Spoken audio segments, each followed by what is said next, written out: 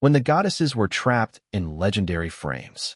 In the flowing tapestry of Greek mythology, where thunder gods rule, immortal warriors rise, and monstrous beasts roam, there exists a force both gentle and fierce, veiled in shadows yet pulsing at the heart of every tragedy and upheaval. Women. They are victims, and yet often the cause. They are cursed, and the ones who curse. They weep in silence, yet scream through thunder, sacred fire, and razor-sharp wisdom. They are not mere muses of myth, they are the myth. And when you listen closely, beneath the roars of war and the cries of heroes, you'll hear their voices still echoing across time. The pawns on the gods' chessboard. In myth, they are symbols. In reality, they are the size of fate. At the dawn of Greek mythology, when the gods were still sculpting the cosmos, and light tangled with darkness, women appeared, not as creators, but as consequences. Beautiful, yes, but dangerous. They did not forge the world, yet they became the spark of its greatest tragedies. Pandora, the one who unleashed every calamity. When Prometheus, humanity's bold friend, stole fire from Olympus and gifted it to mankind, Zeus did not strike with thunder or unleash a flood. He chose a subtler punishment, a gift, a cursed gift named Pandora.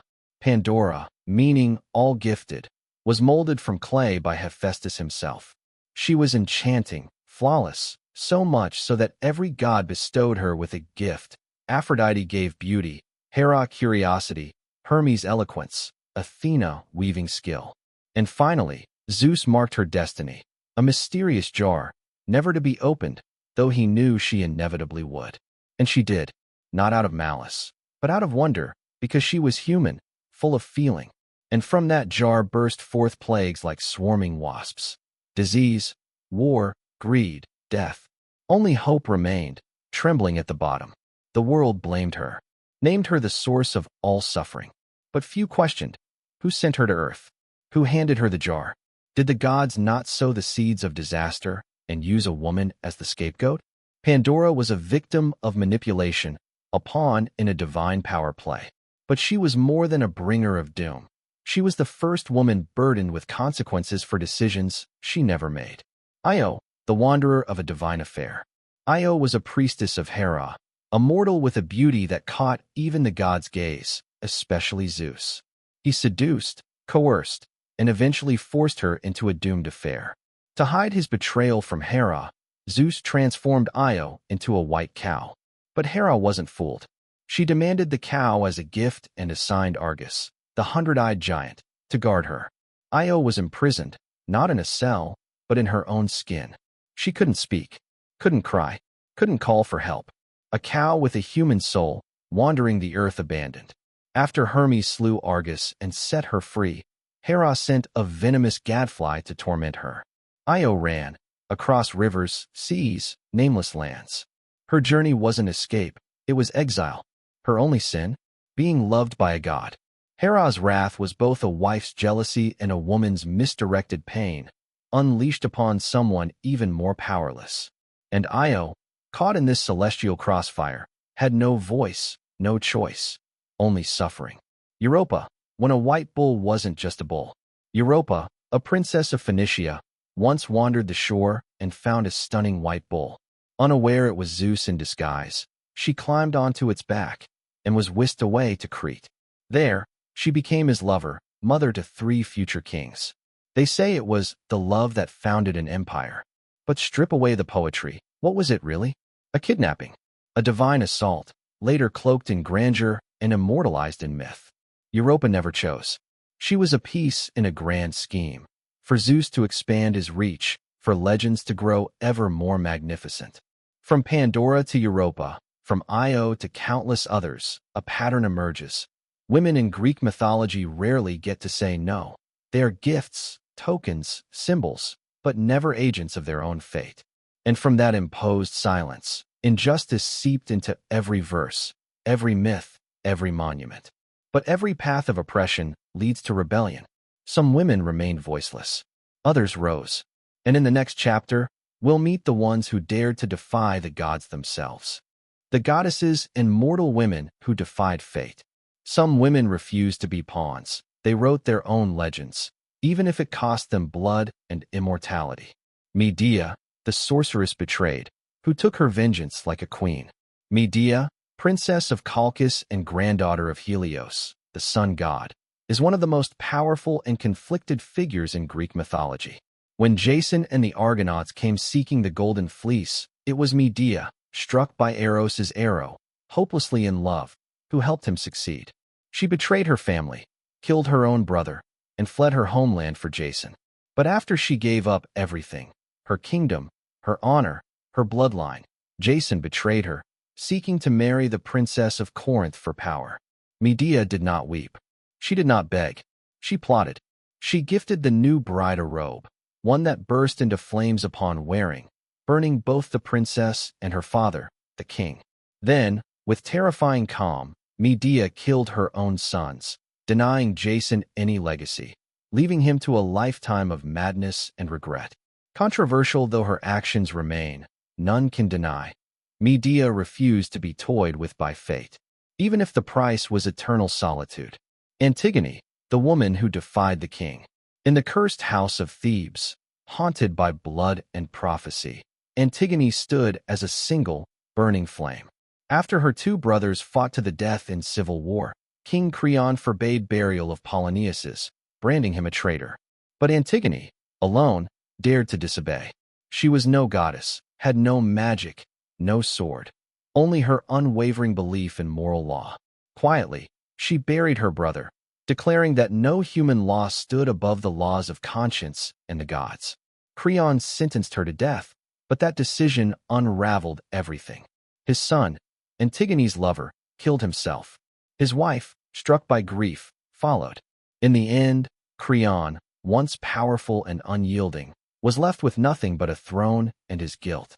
Antigone died, but her name lived on, a symbol of courage, of conscience, and the quiet strength to stand against tyranny, even when the cost is life itself. Athena, the goddess of wisdom and war. Unlike many goddesses bound by love or fate, Athena was born not from a womb, but from the forehead of Zeus, fully armored, in a clash of thunder. She embodied wisdom without mercy, strategy over violence. Athena bowed to no one. She remained independent, her mind never swayed by love or desire.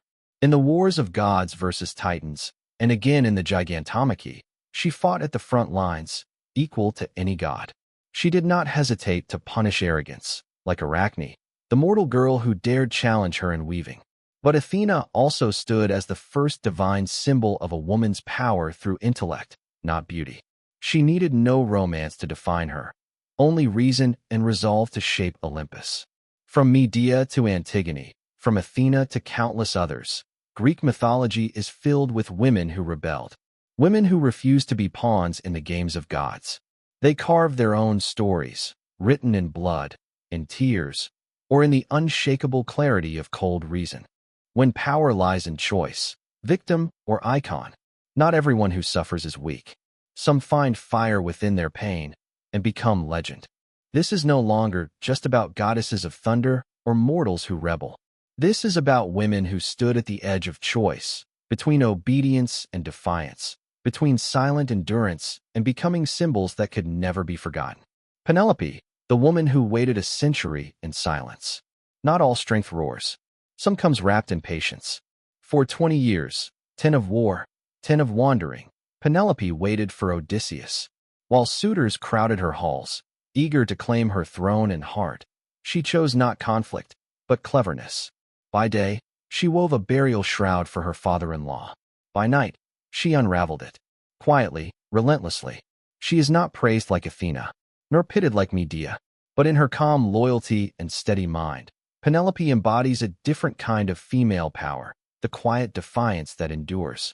Pandora, the tragedy of the one who carried hope. Pandora, the first woman molded by the gods, was a creation of beauty, curiosity, and disaster.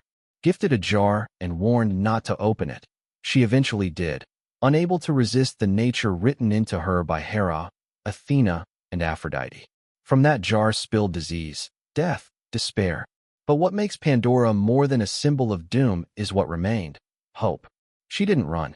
She tried to close the jar, to trap that last flicker of light. And in doing so, she gave humanity a chance to endure. Some blame her. Others see her as salvation. But in that one act, she ceased to be the god's puppet and became the origin of human choice. Clytemnestra, when a woman took up the blade. If Penelope is the faithful wife, then Clytemnestra is her fiery opposite. After Agamemnon sacrificed their daughter for wind, then returned from war with another woman at his side, Clytemnestra did not weep. She plotted. She struck. She killed him, without regret. To some, she is a villain. To others, she simply did what men have done for centuries.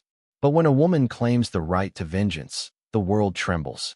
Clytemnestra may not be glorified in myth, but she forces the question, if justice fails, is revenge the only path left?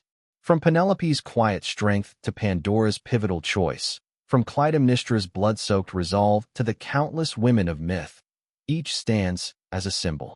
Each faced a moment, obey or resist, wait or act, forgive or punish. And in those moments, they weren't just shaping their own fates, they were holding up a mirror to us all, to the choices we make, to the freedom we fight for. Because even today, between destiny and free will, we are still choosing who we become. Women in myth, victims or symbols of power. Since the first symbols were carved into stone, long before Homer's verses echoed through Greek epics, women in mythology have always stood at the center, sometimes the beginning, sometimes the end, but always the spark of change. We've seen Hera, queen of the gods, rise in fury when her pride was wounded. Seen Athena, cold and calculating, cast aside emotion to preserve cosmic order. Seen Medea, cut ties of blood to strike back at betrayal. And Penelope, fighting with nothing but a piece of cloth to preserve her fragile home amid storms of politics, desire, and time. They are victims if we look only at what they endured.